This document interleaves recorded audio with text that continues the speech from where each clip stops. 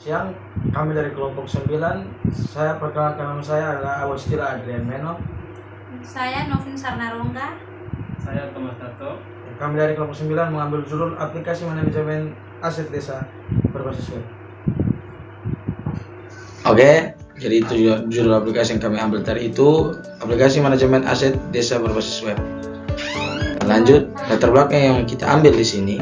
Yang pertama itu pemerintah desa memiliki berbagai aset seperti tanah, bangunan, kendaraan, dan peralatan. Yang kedua, pengelolaan aset masih sering dilakukan secara manual sehingga sulit memantau kondisi, lokasi, dan aset nilai. Terus yang ketiga di sini diperlukan sistem berbasis web yang dapat membantu pencatatan, pelaporan, dan pengawasan aset secara efisien. Itu dari tiga ini itu termasuk dari latar belakang yang kita ambil, teman-teman.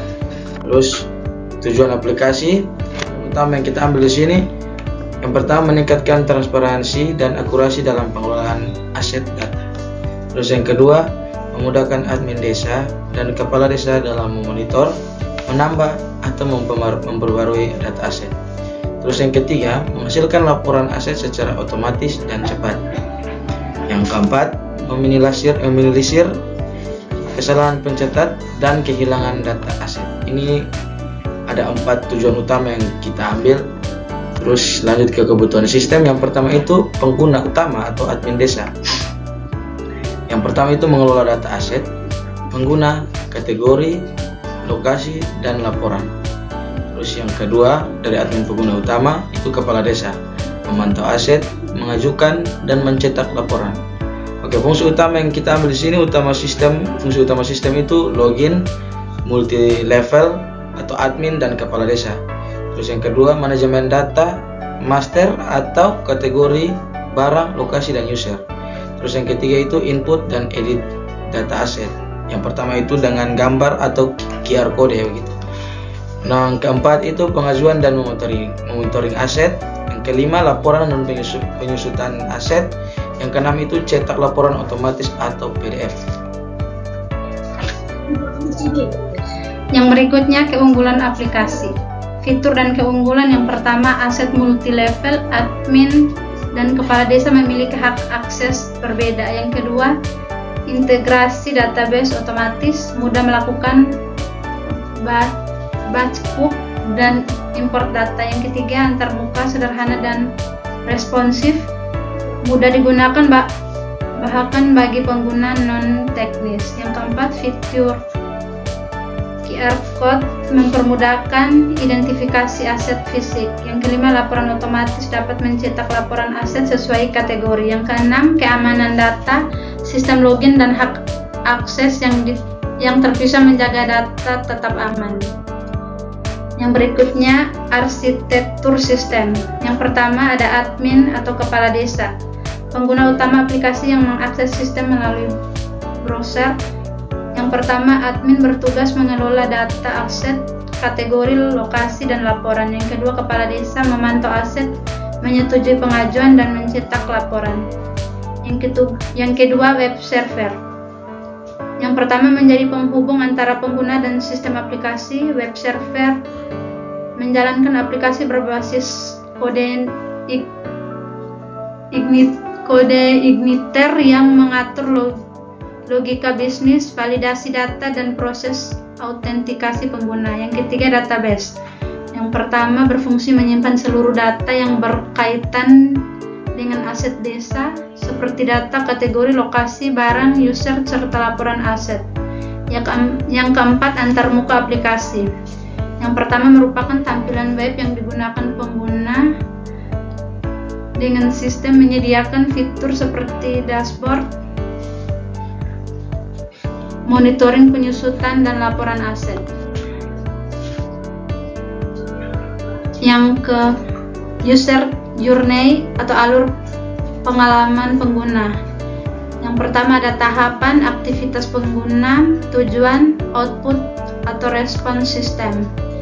Di sini ada akses aplikasi, login, dashboard, kelola data master, manajemen aset, pengajuan aset, monitoring dan penyusutan, laporan dan cetak, logout.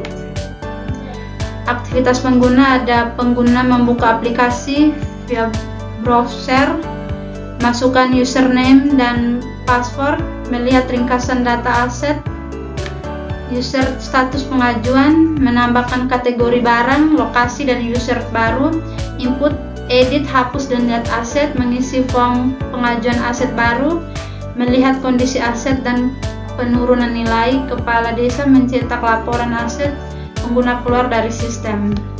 Tujuan melalui proses penggunaan, autentikasi pengguna, navigasi cepat, memperbaharui data dasar, menyimpan informasi aset, meminta persetujuan aset, pemantauan kondisi aset, dokumentasi resmi, menutup sesi. Output yang pertama ada halaman login muncul, masuk ke dashboard sesuai level, data visual ditampilkan, data tersimpan ke database, tabel aset terupdate, data tersimpan, data monitoring tampil, file laporan, kembali ke halaman login. Oke, yang itu perancangan desain UI atau UX. Yang pertama login atau user. Ini login user. Masuk ke halaman dashboard. Halaman dashboard dari data master, aset, pengajuan, monitoring, penyusutan dan check out. Di dalam dashboard ada monitoring aset, pengajuan diterima, aset, terus user.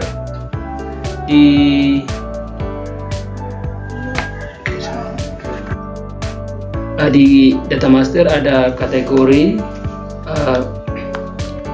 dalam kategori ada nama kategori, aset tetap, aset sementara dan nama kategori.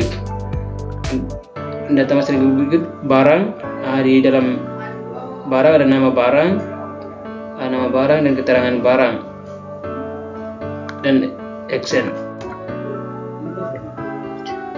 Yang data master berikut itu lokasi dengan user, lokasi user, itu nama user, nomor telepon, alamat, username, password, level member dengan action.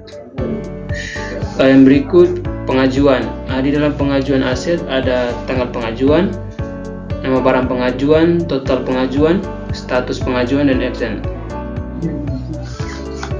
Aset barang itu berupa kode QR, itu gambar aset, nama barang, merek dan action. Monitoring aset. Itu monitoring itu nama aset, tanggal monitoring, hasil monitoring, gambar hasil monitoring dan faktor penyebab dan action. Berikut